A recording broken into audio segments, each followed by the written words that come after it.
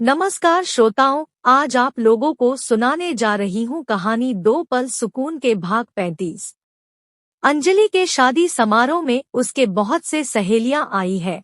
School के principal ma'am के साथ साथ ममता मैम तथा और भी बहुत से स्कूल टीचर्स आई है, जो समय समय पर बहुत से मजाक करते हुए कभी उसके पुरानी दिनों के प्यार मोहब्बत के कहानी याद दिलाते रहे तो कभी आने वाले नए दिनों के बारे में बातें करते हुए माहौल को एक नई गर्माहट देने की कोशिश करते हुए शहनाई के सुरों में उपजे करुणा भरी मुहूर्त को भी आनंददायक मुहूर्त में तब्दील करने की प्रयास करते रहे। सदानंद जी अपने बेटे के बारात लेकर निर्धारित समय में रामस्वरूप जी के घर में पहुंच गए, जहां पर उन्हें सम्मान के साथ स्वागत किए गए। लगभग 30 से 35 जनों के बारातियों की सेवा में किसी प्रकार की कमी न रहे, उसका भरपूर प्रयास की गई। अंजलि के पिता रामस्वरूप जी सभी के प्रति बहुत ही आदर सत्कार की भावनाएं रखते हुए सभी के खान पान तथा उचित सम्मत सेवा में तत्पर रहे और शुभ मुहूर्त के अनुसार पंडित जी भी पूर्ण विधि विधान पूर्वक प्रकाश और अंजलि के विवाह संपन्न करवाते हैं। क्षण भर में अंजलि और प्रकाश एक दूसरे की ओर ताकते हुए भाव विभोर हो गए। ऐसे में खुशी के मारे अंजलि के आंखें छलक गई, पर अपने मन की बात किसी से भला कैसे कहें। भावनाओं में आकर बार बार प्रकाश के ओर ताकते लगी। ऐसे में कब विवाह के सारे विधियों के संपन्न करते करते रात गुजर गई, किसी को पता भी ना चल पाया। और एक समय ऐसा आया कि अंजलि के मन में वैसे तो खुशियां ही खुशियां है, परंतु विधिवत तरीके से सारे काम होने पर उसके मन में यह एहसास जाग उठी कि सचमुच उसे भी अब अपने मायके से विदा होकर ससुराल में जाना होगा। अपने माता पिता से बिछड़कर उसे ससुराल में जाने होंगे। प्रकृति के इस अनूठे रीति रिवाजों ने उसकी भी आंखें छलकने से रोक ना सकी और एकाएक उसके मायके से विदाई के क्षण उसकी आंखें छलक आई और आंखों से आंसू बहने लगी, जिसे लाख कोशिश करके भी रोक ना सकी। हमेशा हंसते खिलखिलाते अंजलि अपनी आंसुओं को रोक ना सकी, पर अपने रुमाल से बार बार पोंछते हुए उसे छुपाने कोशिश करती है। असल में बेटी के विदाई बेला भी कुछ ऐसी होती है जब केवल बेटी ही नहीं, माता पिता भी अपने आवेगों को रोक नहीं पाते और उनके भी आंसू बहने लगती है। इतने में मजाकिया लहजे में विकास कहने लगा, भाभी जी इतनी रोएंगी तो चेहरे की सारी मेकअप धुल जाएंगी, थोड़ी संभाल कर रोइए, नहीं तो चेहरे की रंगत उड़ जाएगी, फिर तो नई दुल्हन भी पुरानी दिखेंगी। ऐसे में एक बार फिर से माहौल अपने आप में ही बदल गई। अपने मायके से विदा होकर कुछ ही देर में अंजलि अपनी ससुराल में आ पहुंची, जहां पर प्रकाश रहता है। प्रकाश के घर की ओर नजरें उठाकर देखते हुए एकाएक अंजलि आश्चर्यचकित होकर प्रकाश के कमरे को निहारती रह गई, साथ में बाहर के आंगन को भी देखने लगी और आश्चर्य व्यक्त करते हुए सोचने लगी, प्रकाश तथा यह लोग यहाँ पर काफी मेहनत किए हैं, तभी ऐसा संभव हो पाई है। सभी लोगों के अथक प्रयास ने घर आंगन के तो काया ही पलट दिया है। लगता है कि यहाँ के सभी लोग हमारे शादी को लेकर बहुत खुश हैं, विशेषकर चाचा चाची और उनके बच्चे लोग। इतने में कावेरी चाची आ गई और प्रकाश के माँ के साथ साथ कावेरी चाची भी अपने सारे विधि विधान पूर्वक अंजलि को अपने घर में प्रवेश करवाती है और कहने लगी, इतने दिन तक तो तुम मेरी बेटी रही है, अब पूरी तरह से मेरी बहू बन गई है और मैं सासू माँ अब कैसे लग रही है, हमारे घर पसंद आई कि नहीं। ऐसे में अंजलि भावनाओं में आकर कहने लगी, चाची यह तो सचमुच मेरे लिए स्वर्ग के समान लग रही है। मन ही मन सोचने लगी अंजलि, आज तो हमारे शादी के दूसरा दिन है। सचमुच यहाँ पर जिस तरह से मेरी भव्य स्वागत की गई, मैंने कभी इसका कल्पना भी नहीं की थी। सचमुच यहाँ के लोग प्रकाश को तथा मुझे कितना चाहते हैं। सचमुच मैं तो बिल्कुल अभिभूत हो गई हूँ। आज के दिन तो यूं ही बीत जाएगी। बहुत से विधि विधान के बीच दिन गुजारने होंगे। अगले दिन अर्थात कल को मेरी रिसेप्शन की प्रोग्राम है। चाहे छोटे से रूप में क्यों ना मनाए, मगर जरूर मनाए जाएंगे। यह तो एक सामाजिक परंपरा है। गरीब से गरीब लोग भी इस अनुष्ठान को मनाते हैं, अपने अपने क्षमता के अनुसार तथा व्यवस्थाओं के अनुसार। हम लोग भी वैसे ही करेंगे। एक शादी ब्याह में पैसा वगैरह खर्च तो होती है, मगर जीवन में यही क्षण जो जीवन में केवल एक ही बार आती है, चाहे कैसे भी पालन कर लो जीवन भर याद रखने योग्य मुहूर्त है। ऐसा पल जो जीवन में सुखद एहसास करवाकर जाती है, तन मन में नई उमंग भर देती है और उसी उमंग के सहारे आगे की जीवन जीने की कोशिश करते हैं। यह शादी ब्याह न केवल एक दूसरे के प्रति अधिकार की एहसास करवाती है, एक दूसरे के प्रति कर्तव्य बोध की भी जागरूक करवाती है।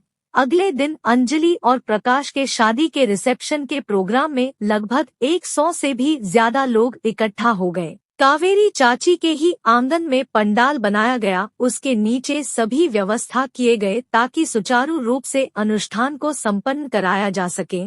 चाचा जीवन राम जी बढ़ चढ़कर सारे काम के देखभाल किए, उनके बच्चे भी सारे काम बहुत जिम्मेदारियों के साथ निपटाए और खुशी खुशी सारे काम संपन्न हो गई। साथ ही अंजलि के मन में बड़े दिनों से संजोए हुए सपने भी अपने मंजिल पा ली। अंजलि मन ही मन सोचने लगी, आज के दिन सचमुच हमारे लिए एक यादगार दिन और यादगार रात के रूप में हमारे जीवन के पन्नों पर अंकित रहेगी। प्रकाश के साथ मिलकर मैं जीवन के जो अफसाना लिखना चाहती थी उसका शुरुआत कर ली। आगे पन्नों दर पन्नों में ना जाने कितने सारे कुछ लिखी जाएंगी। आज प्रकाश को भी बड़ा खुश दिखाई दे रही है। अंजलि मन ही मन शर्माते हुए तथा प्रकाश की ओर शर्मीली नजर से देखने की कोशिश करते हुए अनुभव करना चाहती है कि मानो प्रकाश उसे अपने बाहों में समेटने को बेताब हो रहा है, जिसे देखकर अंजलि मन ही मन खुशी के साथ साथ अपनी कृतज्ञता को स्वीकार करने को कुंठित नहीं होती। प्रकाश के बाहों में सिमटकर तथा सपनों की डोर में बांधी अंजलि की रजनी कैसे बीत गई पता ही नहीं चली। उसकी नींद तब खुली जब चाची ने दरवाजे पर आवाज करते हुए कह रही है, अरे बहू सुबह की 9 बज गई है, अब तो दरवाजा खोलो। झटपट अंजलि उठकर घड़ी की और देखा तो सचमुच 9 बज गई है। किसी भी तरह से दर्पण की ओर देखते हुए अपने बालों को और कपड़ों को संभालकर दरवाजा खोली तो सचमुच सामने चाची खड़ी है, जिसे देखकर अंजलि माती हुई दरवाजे के पीछे छुप गई और कहने लगी, सचमुच चाची बहुत देर हो गई है, आप और थोड़ी पहले जगाती तो अच्छा होती। जवाब में चाची कहने लगी, बस बस बातें ना बना, मैं चाय बना कर लाई हूँ, तुझे चिंता करने की आवश्यकता नहीं है, मैं सारा काम कर लूंगी, तू तो अपना काम निपटा। चाची चली गई। अंजलि चाय लेकर अपने दरवाजे को फिर से बंद कर ली और प्रकाश को उठाने की जुगत करने लगी, परंतु प्रकाश के तो मानो अभी तक कल की नशा नहीं उतरा। वह तो चाय के प्याला के बदले अंजलि के होठों को अपने होठों से लगाने को आतुर है।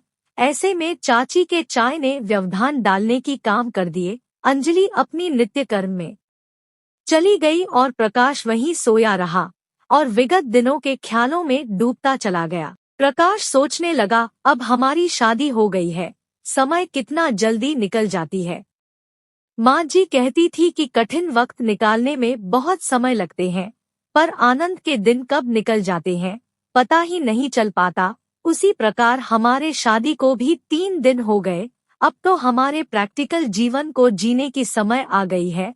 2-3 दिन से जो सारे कार्यक्रम चला उनके पैसे चुकाने होंगे। अब और सोए रहने से काम नहीं चलेगा। उठ प्रकाश, उठकर खड़ा हो जा, अब तो तुझे तैयार होना है। सभी लोग अभी आ जाएंगे अपने अपने बकाया राशि लेने को। अब तो तू संसार जीवन में प्रवेश कर गया है। ख्वाब भरी तथा भावनाओं भरी पल से दूर प्रैक्टिकल लाइफ में जीना होगा, जहां अब अकेला के नहीं, पत्नी अंजलि के डिमांड को भी पूरी करनी होगी। संसार के हर एक जरूरतों को पूरी करनी होगी, चाहे हंसकर करो या रोकर। प्रकाश और अंजलि के वैवाहिक जीवन खुशी खुशी चलने लगी। अंजलि जैसा कहे प्रकाश सारी बातें मान कर चलने में प्रयासरत रहता है, ताकि किसी भी तरह का मनमुटाव से बचा जा सके। अंजलि पहले की तरह स्कूल में जाने लगी, वहीं प्रकाश अपने कंपनी के काम से घर से निकालता है। मगर फर्क है कि पहले के दिनों में रोज बस स्टैंड में जमे दुकान पर से कचौरी खाकर चला जाया करता था, तो अब अंजलि के हाथों के बनाए हुए नाश्ता खाकर घर से निकलता है। शाम को अंजलि जल्दी घर में वापस आ जाती है।